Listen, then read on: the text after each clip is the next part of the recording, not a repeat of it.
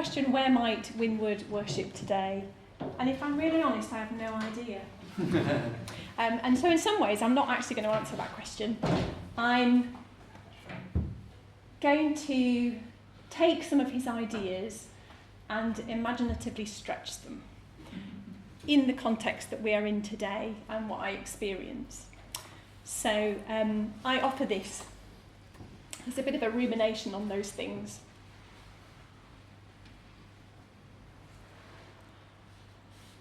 Words matter to Winward. He loves the sound of them. He considers their meaning.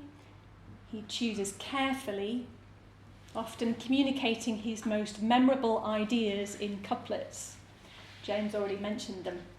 Cult and conduct, worship and service, liturgy and life. But he speaks from a bygone age of liturgical space and furniture, cultic acts, and with persistent and exclusively male language. When I first pick up his reformation of our worship, there is much that I find archaic, alien, obsolete, like looking along the bookshelves of any minister's study. The titles and publications immediately date us. And I've even reached that stage now. I have little knowledge of how Winward's ideas and writings were received by his contemporaries.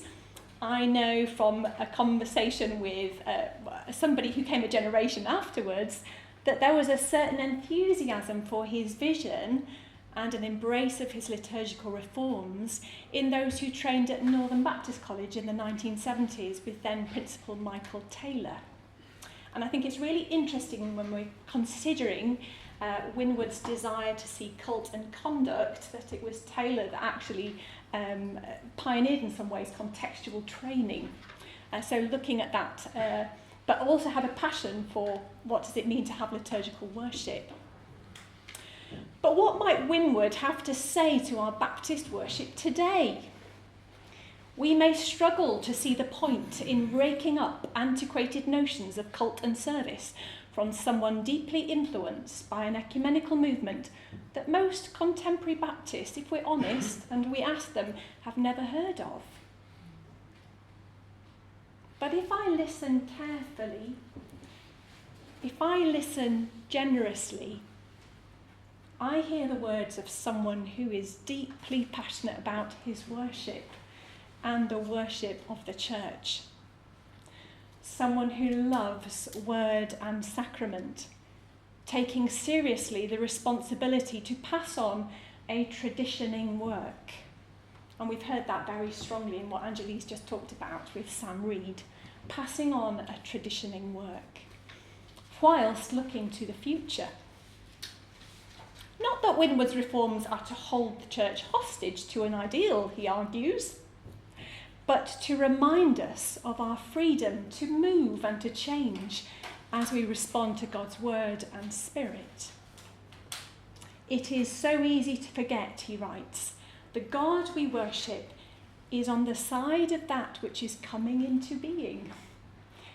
For the true church, the covenant people on pilgrimage, offering worship not in a fixed temple, but in a movable tabernacle, will never cease to reform her worship under the inspiration and guidance of the Word and the Spirit of the living God. This is where Winward begins to offer something interesting, I think. His work, the Whitley Lectures, of which has been my main focus, this work is clearly his worship. And even if I consider his language and the conclusions he offers as outdated to me, I sympathise with his desire to reform worship, to be concerned for its vitality and quality, the desire to follow the Spirit. Why? Because I have to admit, like Winward, words matter to me, and the worship of the church matters to me also. And I'm part of a tradition today, like him, that is in perpetual danger of individualising and domesticating worship. We've been bouncing around those ideas today, planting new expressions in the shifting sands of pragmatism and relevance, and forgetting the wisdom of that which has gone before. Our relationship with liturgical tradition as Baptists has never been easy, and yet I love liturgy. Maybe that's coming to Regent. And I don't know what I'm thinking anyway. And the patterning of our corporate worship. There's the word patterning again. The specific acts of devotion, as Winward terms it, have always occupied my imagination, but now even more so as I inhabit a liminal space, participating in both Baptist and Anglican worshipping communities. I'm not the only one. In my work, I am a theological educator at a college that trains both Anglicans and Baptists for ministry. I co-teach courses in mission and evangelism and Christian worship with Anglican colleagues. I worship with my local Baptist church each Sunday morning and sing choral evensong in our parish church choir every Sunday evening. My worship, both in liturgy and life, is immersed in Baptist and Anglican liturgical tradition. On a Sunday morning, I know when to sit and stand, and I may recognise the words of some of the songs and sing heartily, and some of the readings, but I may occasionally hear prayers and praise in languages different to my own, reflecting the cultural diversity of our gathering church. In the evening, there is now a familiarity and repetition in the prayer book's language and posture, but when I first began singing in the choir, the words might have been in English, but I knew little of their sense and when to stand, turn, or kneel.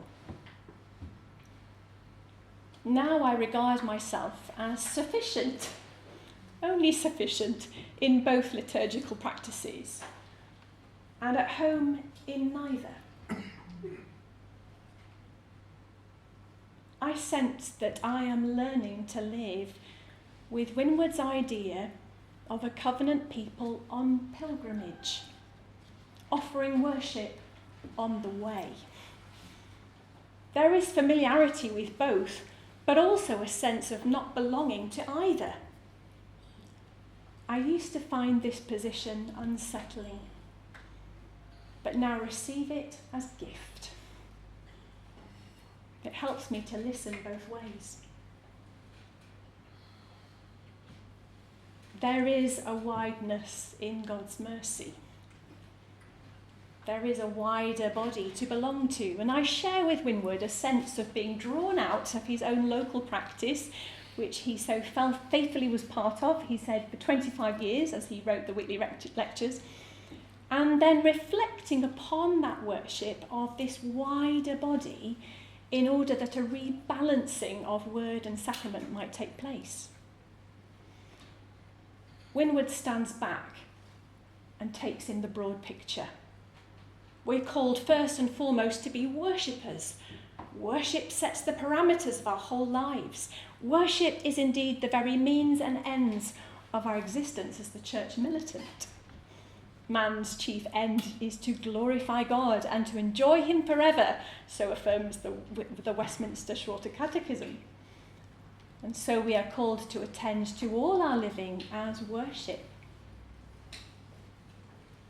And therefore, Winward thinks we should give special attention to the specific devotional acts of corporate worship.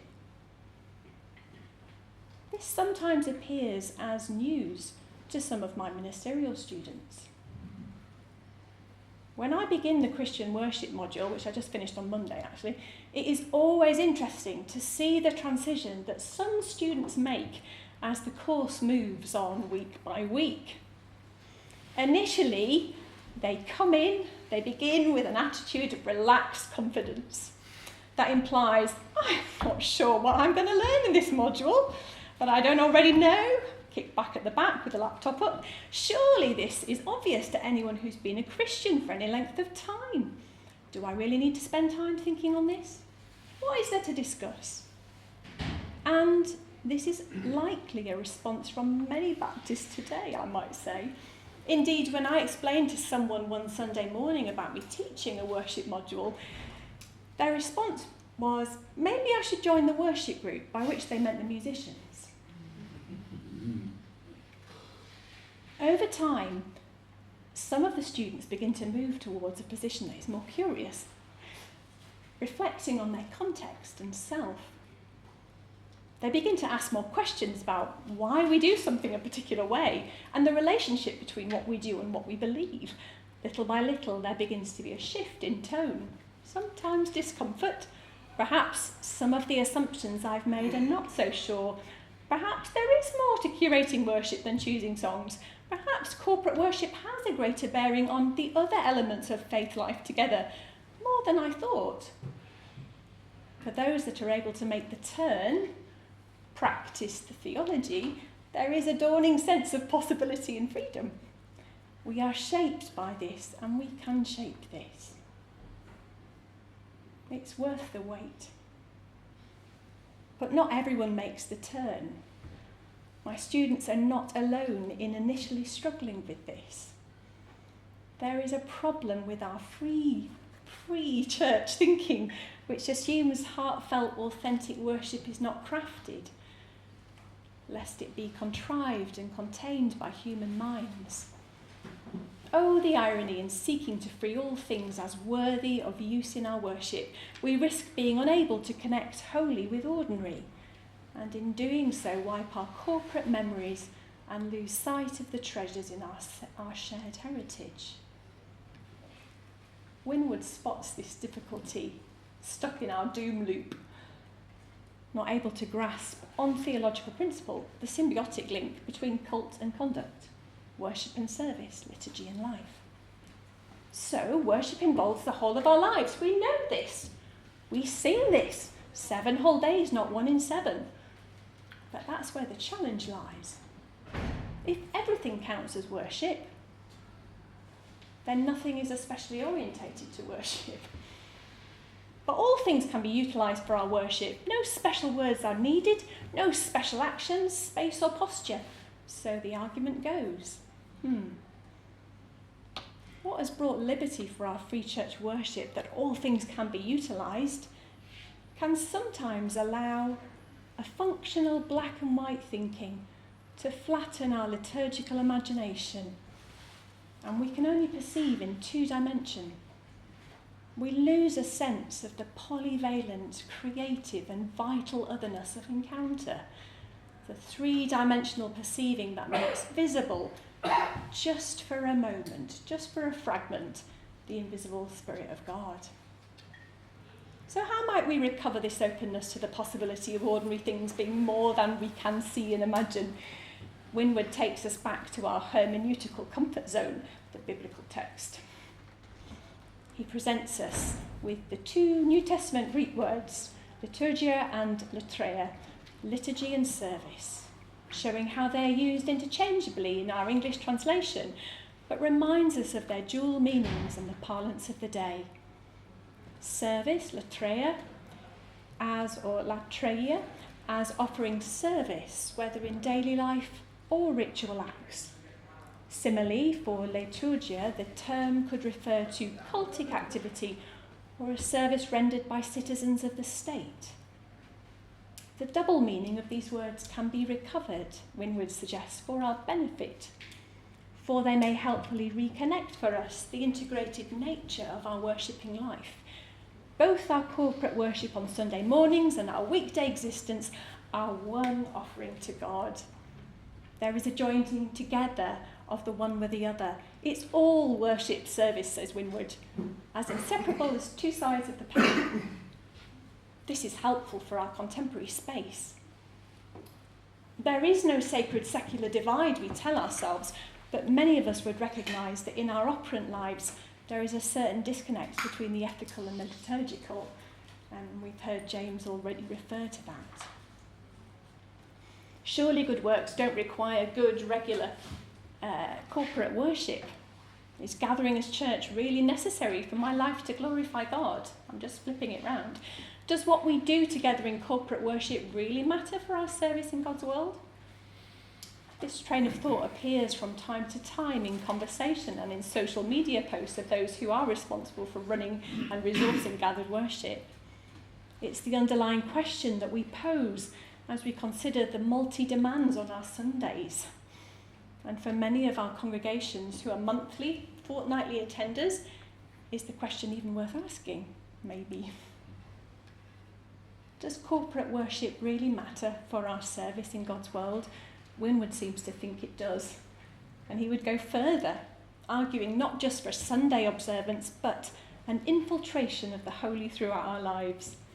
For in order that the tabernacle, the tent of meeting, be pitched at the parameters of our lives, to offer our whole selves as living sacrifices, our spiritual worship, as Paul exhorts, we need to be present and attend to the specific acts of worship that punctuate our days and weeks. Winward writes, "The devoted life, whether for the individual or the community, is possible only if there are within it specific acts of devotion, whether private or public. In this life, places of concentration, which have already been mentioned, on the holy are necessary if the whole of life is related to God and lived to his glory. For it is only by the consecration of one special part that it is possible to consecrate the whole. If all our days are to be the Lord's, then we must keep the Lord's Day holy. If all our meals are to be communion with God, we must celebrate Holy Communion. The cult is effective when worshippers can truly join in the song of the seraphim. Holy, holy, holy is the Lord God of hosts. The whole earth is full of his glory." How does this happen? The cult is effective as it helps us form good and holy relationships with time, space, our resources, our relationships, and our participating in God's triune relationship of love. Service understood in this light, attending to the specific in ordering, makes holy the ordinary whole. This is much needed wisdom for our boundary-less lives, our 24/7 news cycles, our continual attachment to social media and our phones, our multifunctional open plan spaces, our compounded time of eating at our desks, in the car. We are never really knowing when our work is done. We never really know when our appetites have been satisfied. We never really know when we are truly rested. We never know when we are truly present, never really knowing ourselves. These are the lives and bodies that assemble in our worship spaces together, chronically distracted, and the temptation in response is to entertain, to make bigger and brighter and more exciting in an attempt to arrest attention momentarily. However, Winward has quite a different suggestion. Might specific, regular acts of worship that are connected and grounded in the actions of our ordinary lives make us pause and attend? Surely God was in this place and I knew it not. We discover the boundaries are there beneath our feet, there to be discovered, heaven touching earth. A threshold is marked, encounter. When I came out of pastorate, quite suddenly and unexpectedly, I found myself without a church in the community, and I had 2 children who had lost everything of rhythm and worship. Our whole family had. And so we were at a time when we needed to make that for ourselves. It was quite challenging. But at the time we began to practice Sabbath, I would say. In some ways that was a gift of the time. I wasn't doing a service. So we were able to practice Sabbath as a family. But the other thing that we began to do, we'd always prayed at the beginning of meals, saying grace. But the other thing that we would do is when people would come and visit, before they left, we would stand in our hallway just before the front door, and we would stand in a circle and hold hands, and we would say the Northumbria blessing. May the peace of the Lord Christ go with you wherever he may send you. And we still do that. And my children, when people are leaving the house, even if, well, one's at university now, but the youngest one will come down the stairs and say they can't go until we've done the blessing.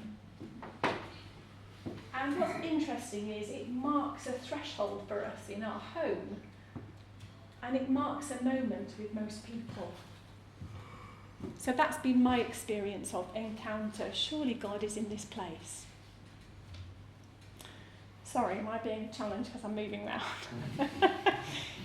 What we discover when we tune into the Sanctus and discover the thresholds between heaven and earth are closer than we think, we see our common life transformed. For this way of consecration, of renaming, reframing, provides some remedy for our individualist and internally focused well-being, not only reconnecting our cult and conduct, but also reordering our attention to ourselves, to others, and to God. When we allow into our crammed lives the possibility of encounter with the Holy Other in tasks of daily life, we feel the stretch of our imagination as ordinary practices provide brief windows into a wider, deeper holy living. Your kingdom come, your will be done on earth as in heaven. At this point, I want to introduce a distinctly Eucharistic focus of Winward's vision for corporate worship. This places Winward at the boundaries of many Baptist churches' worshipping practice. Indeed, the centrality of the meal in his liturgical thinking may appear far more Catholic than many Anglicans.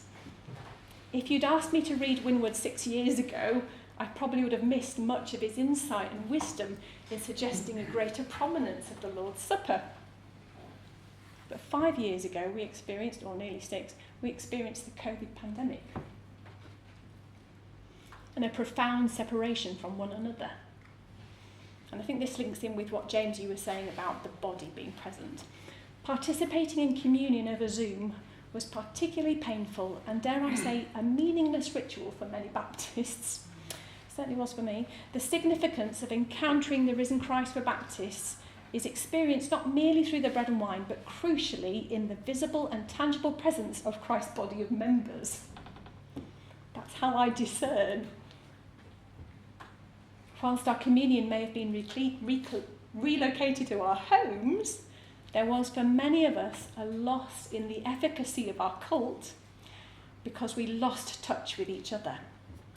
And our bodies matter as much as our words in realising Christ's body. And I think that is Baptist. May not be exclusively Baptist, but I think that is Baptist. Whilst words matter to Winward, he understands the importance of embodied worship, recognising the ways in which our bodies ground us, connect us to God and to each other, and provide the explicit order we can perform together. Reordering our attention to self and others and to God enables our worship to show God's supreme worth. He kicks off with this in his opening introduction, and it's a wonderful kind of big theme. As usual, we assume we know this. Of course, our worship is about giving God our utmost praise, but Winward goes prodding at the dodgy connection once again between our espoused and our operant. He warns that if we don't value corporate worship, that which happens in the sanctuary, we in effect devalue the act of showing God's worth in both liturgy and life. And we allow ourselves the possibility of perhaps showing worth to other objects and persons.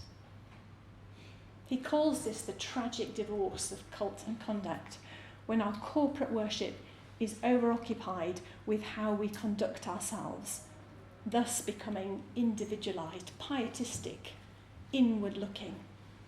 Winward calls this ecclesial idolatry. We may say our churches become cultural echo chambers. A church's worship might atrophy and become painfully dislocated from the needs of the world, or perhaps even more tragically, they may not notice. Worship is no longer encounter with God in dialogue and no longer about offering our response. It focuses on our needs and receiving a blessing. What are the signs of this? Well, it's subtle, isn't it? A creeping individualism in our language and the topics of our prayer. A tribalism in our preaching that implies a them and us mentality. Or the homogenising of our style and content. In terms of the visual and auditory information we are being fed. Attend to those words. But what and who is feeding us? Interestingly, in wider culture, we talk of algorithms regulating our feed on social media. What is regulating our church feed? For liturgically and theologically, we are what we eat. Here again, we find ourselves back with the meal, and in particular, Winward's understanding of sacrifice, oblation and offering, which I haven't got time to go into, but is beautiful, and very, very BCP Holy Communion language. We've just had our, what's called, rather affectionately, the BCP weekend, our residential weekend for the Anglican Ordinands, and they all have to bring along their BCP and learn how to use it, because of course once they get collared, that is actually part of what they're required to do. So they need to know their way around it. And a lot of students might moan about the antiquated language, but there is rich theology in there. And when we don't take time to access our rich theology, I'm not saying that we all go out and get a BCP, when we don't get time to access our own rich theology, we lose ourselves and our liturgical heritage. And sometimes I think as Baptists we're falling short of providing future generations with the means to access what they might need. I felt quite challenged by something that you said, Andy, about who's been talking about it in the last 15 years. Where's that voice? Where are those voices?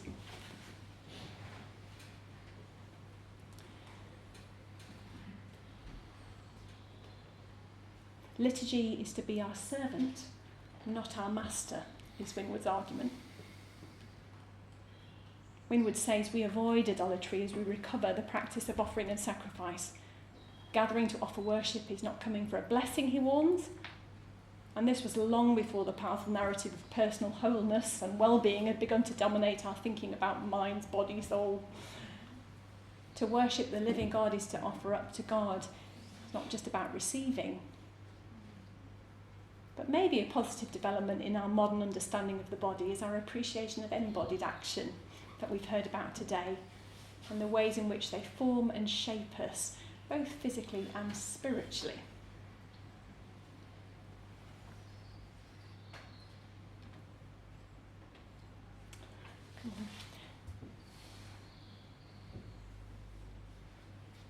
I'm jumping bits because I'm running out of time. Baptists have affirmed their love of congregational song. We sing our faith. Hymn singing from the Green Hymn Book and more generally sung worship continues to be a large part of our gathered worship as Baptists. What might Winward make of the amount of time we spend in song in our gathered worship as compared to the reading of Scripture, prayer, intercessions, or celebrating the Lord's Supper? I noticed that in Winward's order he had 4 songs in his order for Sunday morning, but I know in our services we can have 7. A lot of singing. What does sung worship now substitute for in the liturgical order, I guess is my question sometimes. Does singing move us onward, facilitate the dialogue, increase the participation that Winward speaks of, or does it at times make us passive observers, consumerists rather than stimulating other directed conduct? But I noticed that whether you're gathering for worship in a context that is dominated by spoken word or sung word, in both Anglican and Baptist tradition, we struggle to recognise the injustice of the world in our worship. We rarely allow lament to disrupt our ordered worship. We were talking about that. Winward speaks of the importance of prophetic challenge, not dismissing or detaching from cultic obligation. But he doesn't get very much further in that. And I would have loved him to have said more. But this is where we may need to leave Winward and instead consider the task that is ours in reforming our worship. What is the prophetic context in which we are listening and learning? For people today hear the words differently, particularly words such as sacrifice, live as those who are not their own. We have work to do as today's liturgists to be mindful of the weight of the words and embodied action we use, how they may oppress and violate rather than liberate and bring healing.